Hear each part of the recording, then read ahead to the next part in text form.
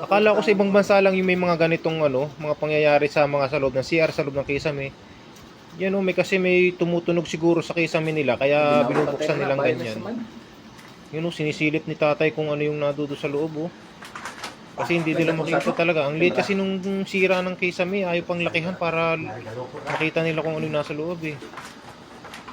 Sige, sirain nyo na tay. Para makita ninyo kung ano yung sinisilip nyo dyan. Para lumabas na kung ano yung nandiyan sa loob ng kisame. Yun oh, nakasako pa yung kamay. Sige, silipin mo. Grabe naman po. Takot yun yung mukha oh. Nag-aabang ako yung ahas sa loob. Ah, putang inang buhay na lang ngiti ng mga sundag. Grabe yun ah. Kung napasilip pa, ang laking ahas. Putang sawa. Ang inang iyan ah. Napapamura na ako. Kahit ako yun oh. Yun oh, nakapulupot pa yung buntot. Napakalaki.